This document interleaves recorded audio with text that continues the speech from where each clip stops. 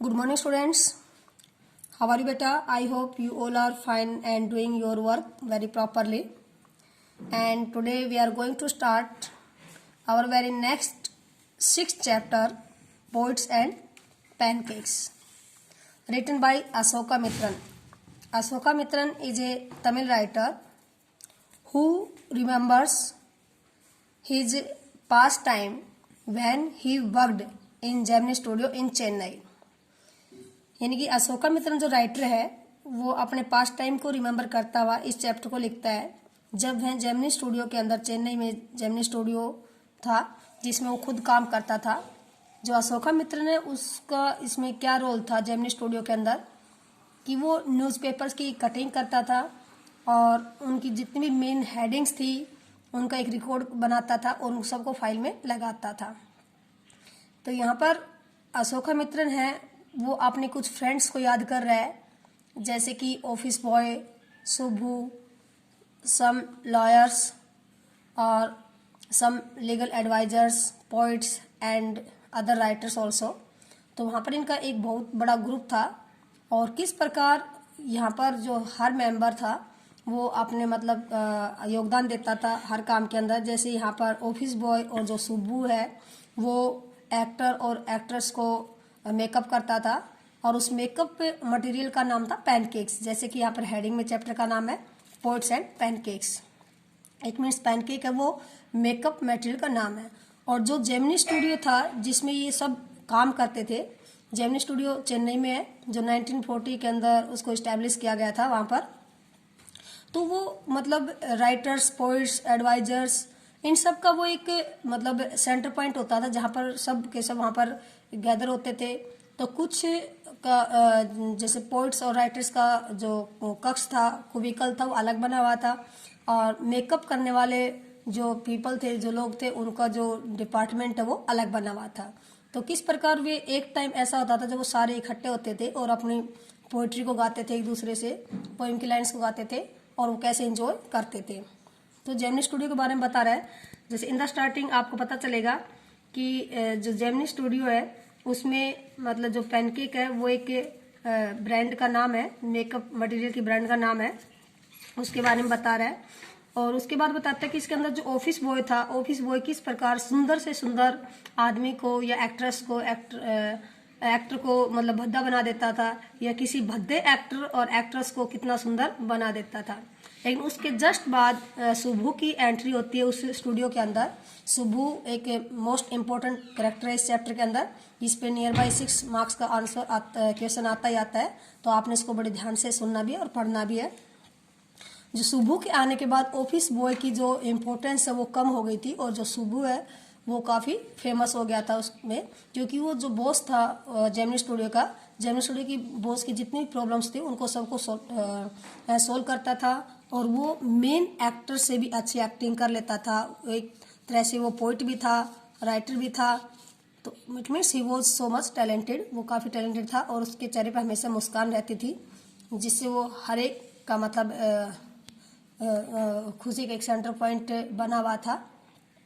उसके जस्ट बाद अशोका मित्रन जो राइटर है, जो खुद इस जेमिनी स्टूडियो का मेंबर था, जो न्यूज़पेपर की कटिंग करता था और उनकी फाइल में रिकॉर्डिंग करता था बॉस के लिए, प्रोड्यूसर के लिए, वो कुछ अदर पीपल के बारे में बता रहा है। जैसे पहले उसने ऑफिस बॉय के बारे में बताया, देन फिर उसने सुब्बू के बारे में बताया, देन फिर वो लीगल एडवाइजर के बारे में बता रहा है किस प्रकार लीगल जो एडवाइजर्स होते थे कैसे वो खादी यूनिफॉर्म को यूज करते थे और कुछ लॉयर्स भी होते थे।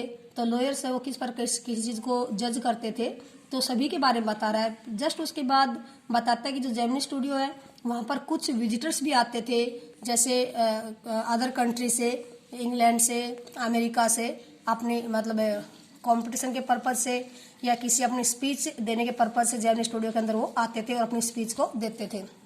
अपनी मैगजीन की पब्लिश पर या कुछ अदर पॉइंट्स के ऊपर वो लोग आते थे। तो यहाँ पर MRA एक ग्रुप है विजिटर्स का जो यहाँ पर आया हुआ है और किस प्रकार वहाँ पर वो MRA का जो ग्रुप है वो किस प्रकार अपना दो जो नाटक है, जो प्ले है, उनको वहाँ पर कंप्लीट करते हैं, और किस प्रकार जेमिनी स्टूडियो के अंदर नियर बाय जो 600 पीपल काम करते थे वो सारे कितने इंप्रेस होते हैं उनसे, और किस प्रकार उनके मेन पॉइंट्स को फॉलो किया जाता है वो बता रहा है इसके अंदर।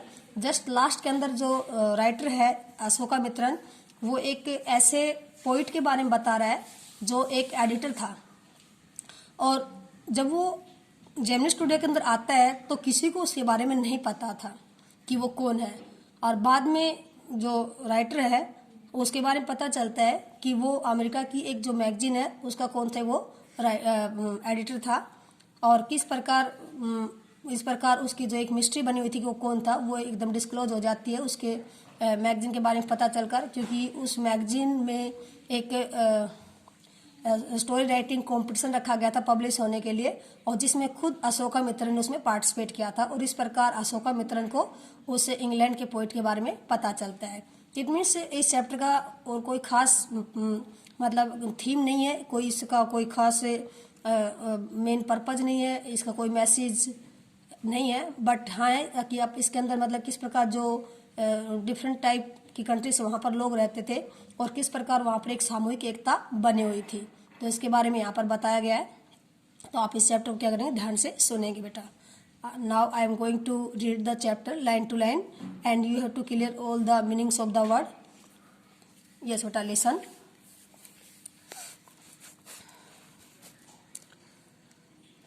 Pancake was the brand name of the makeup material that Gemini Studio brought in truckloads. It means pancake, ये कई बार यहाँ से आपकी 3-4 लाइन है वो सेम पैसेज में आते हैं और उस पर क्वेश्चन पूछ जाता है what is the pancake. Pancake क्या है? Pancake is the name of makeup material name. Pancake was the brand name of the makeup material. जो पैनकेक है वो मेकअप मटेरियल का एक ब्रांड है। That Gemini studio brought in truck loads. It mean जिस pancake को Gemini studio था वो काफ़ी मात्रा में क्या करता था, खरीदता था। ट्रक लोड्स मीन्स काफ़ी बड़ी मात्रा में।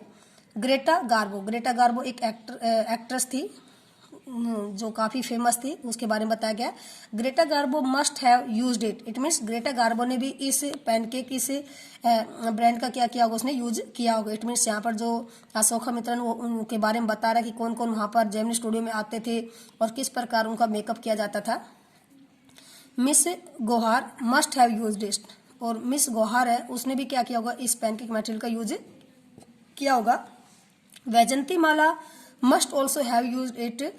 वैजंती माला ने भी इसका क्या किया होगा, यूज किया होगा। But Rati Agnihotri may not have even heard of it. लेकिन जो रति अग्निहोत्री जो एक्ट्रेस है उसने इसके नाम के बारे में क्या नहीं किया होगा, सुना नहीं होगा। The makeup department of the Gemini studios was in the upstairs of A building. जो ये मेकअप डिपार्टमेंट था जेमिनी स्टूडियो का वो कहाँ पर था, एक बिल्डिंग के अपस्टेयर मीन्स ऊपर था। That was believed to have been Robert Clive stable. और जिस बिल्डिंग के बारे में ऐसा विश्वास किया जाता था कि ये रॉबर्ट क्लाइव की क्या थी, स्टेबल थी। स्टेबल्स मीन्स जहाँ पर जो घोड़े वगैरह बांधने की जो जगह होती है उसको हम स्टेबल्स बोलते हैं। तो इट मीन्स उस बिल्डिंग को रॉबर्ट क्लाइव की घोड़ों को रोकने के लिए क्या किया जाता था, यूज किया जाता था। A dozen other buildings in the city are said to have been his residence. It means उस शहर के अंदर जो अदर बिल्डिंग्स भी थी वो कहा जाता है, उन बिल्डिंग्स के बारे में ऐसा कहा जाता है, ऐसा माना जाता है कि वो भी रॉबर्ट क्लाइव की क्या था, रेजिडेंस। इसमें वो उनके अंदर भी वो कभी रहता था।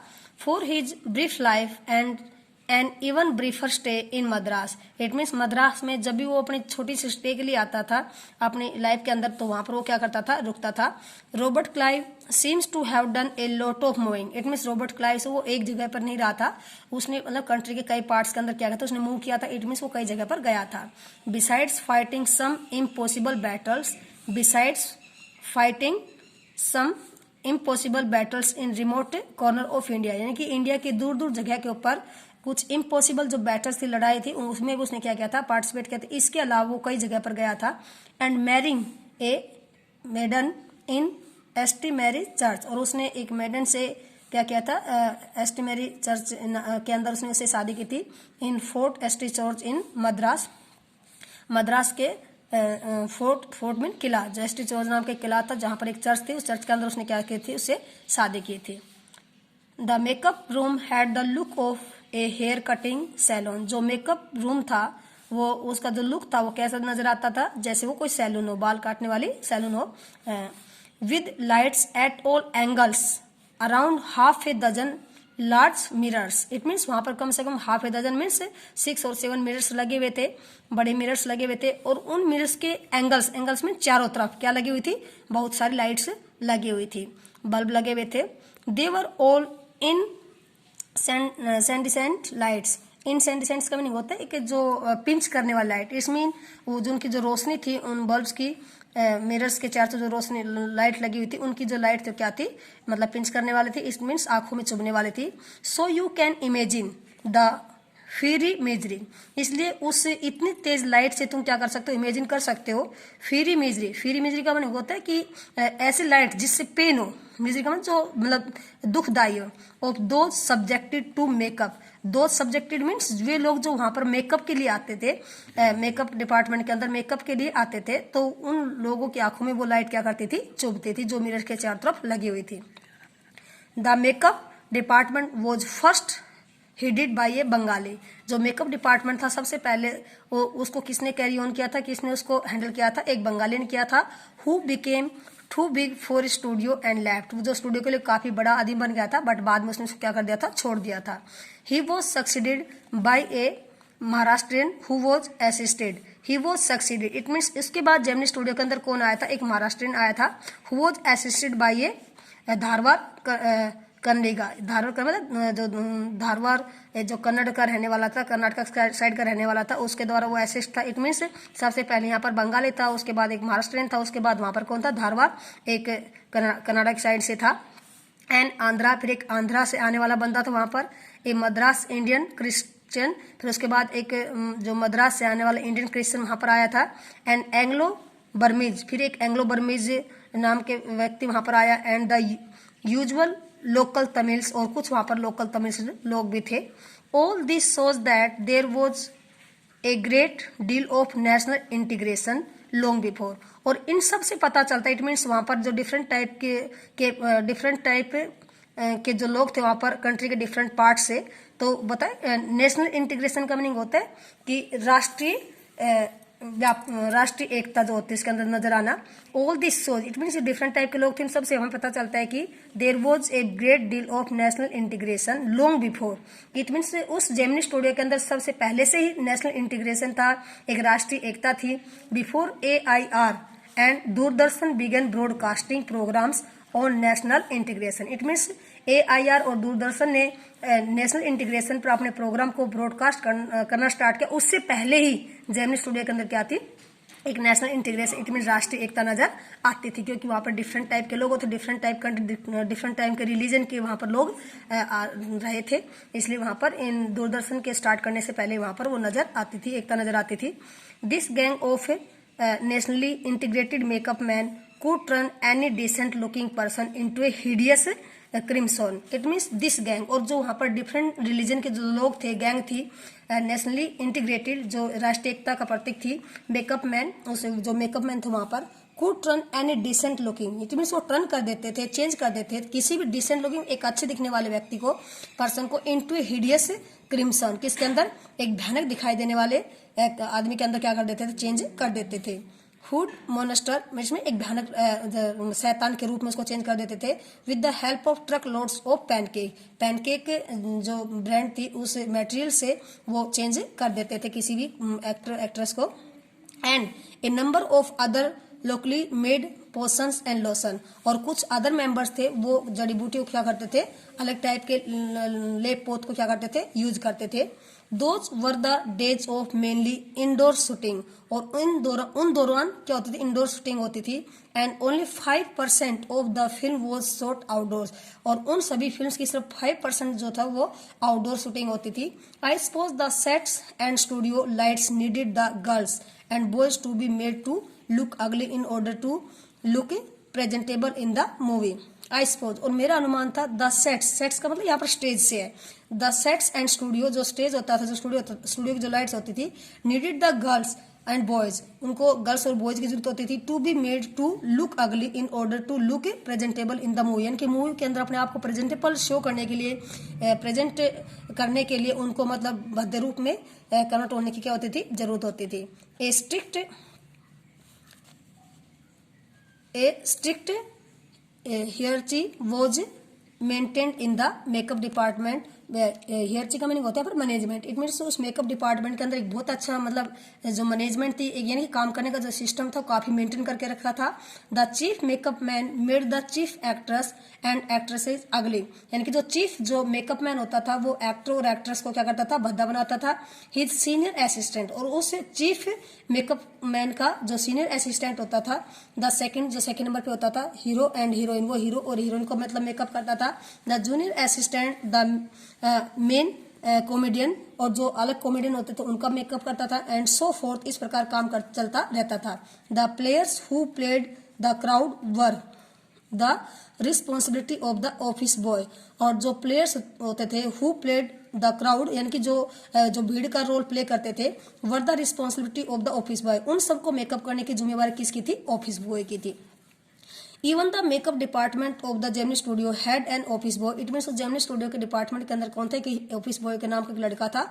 On the days when there was a crowd shooting, जिन दौरान वहां पर क्राउड की शूटिंग होती थी, you could see him mixing his paint, तुम उस ऑफिस बॉय को देख सकते थे मिक्स करते हुए his paint in a giant vessel, giant मतलब एक बड़े से बर्तन के अंदर पेंट को मिक्स करते हुए तुम उस लड़के को क्या कर सकते थे, जेमिनी स्टूडियो के अंदर देख सकते थे। And slapping it on the crowd players, और वो जो क्राउड प्लेयर्स होते थे उनके ऊपर स्लैपिंग होता पोतना, उन पे पोतते नजर देख सकते थे। The idea was to close every pore on the surface of the face in the process of applying makeup. The idea was to close, it means उस ऑफिस बॉय का जो आइडिया था, जो मेन मकसद था वो ये था, टू क्लोज एवरी पोर का मतलब रोम को मतलब मेकअप करना, इट मीन्स बिल्कुल क्लियरली मेकअप करना। On the surface of the face in the process of applying makeup, it means उसका जो मेन आइडिया था, हर आदमी के चेहरे पर मतलब उसके हर आदमी के चेहरे पर रोम तक क्या करना था, मेकअप अप्लाई करना था। He was not exactly a boy, वो एक बॉय नहीं था। He was in his early 40s, it means वो 40 years ओल्ड था। Having enter the studio years ago, जो बहुत साल पहले स्टूडियो में उसने एंटर किया था। In the hope of becoming a star actor, जो उसकी आशा थी कि वो एक स्टार एक्टर बनेगा और एक टॉप स्क्रीन राइटर या फिर एक टॉप स्क्रीन राइटर बनेगा।